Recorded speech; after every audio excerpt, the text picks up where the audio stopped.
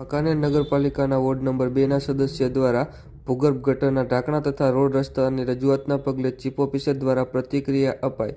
બાબતે પ્રાપ્ત માહિતી મુજબ વાંકાનેર શહેરના વોર્ડ નંબર 2ના કોર્પોરેટર જાગૃતિબેન ચૌહાણ દ્વારા તેમના વિસ્તારમાં રોડ રસ્તા અને ભૂગર્ભ ગટરના તૂટેલા ઢાંકણા બાબતે ચીફ ઓફિસરને રજૂઆત કરવામાં આવી હોય, જે મામલે નગરપાલિકાના ચીફ ઓફિસર ગિરીશ સરૈયા દ્વારા ગુરુવારે સવારે 11 વાગે પ્રતિક્રિયા આપવામાં આવી હતી.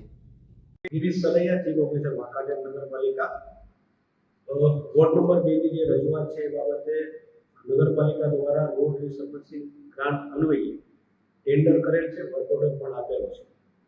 આજે મિલ પ્લોટ વિસ્તાર અને વોર્ડ નંબર 2 માં 90% રસ્તાઓના કામો થઈ ગયા છે.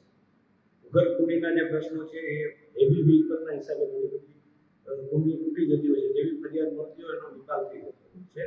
અને આજે બાકીનો કટકો જે છે 30 મીટરનો રસ્તો છે એ હેવી ટ્રાફિક અને ફાટક એના હિસાબે આરસીસી રોડ બનાવવાનો હોય અને ટ્રાફિકના હિસાબે હાલમાં એ એટલો બાકી રાખવામાં આવ્યો છે.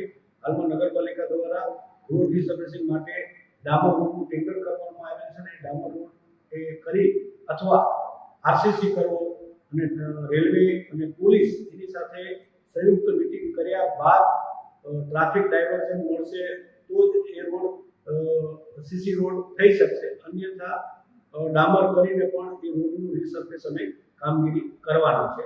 એટલે વોર્ડ નંબર 2માં ભૂતકાળમાં ભારતીય જનતા પાર્ટીની સરકાર વખતે એ સત્તાધીશો દ્વારા આ વોર્ડ નંબર 2ના કામો મંજૂર કરેલા છે. એ કામો પૂર્ણ થઈ ગયા છે. એ પૈકી આ ફક્ત 30 મીટરનું કામ બાકી હોય એ પણ કામ આવનારા સમયમાં નગરપાલિકા ચૂંટાયેલી બોડી દ્વારા કરવામાં આવશે.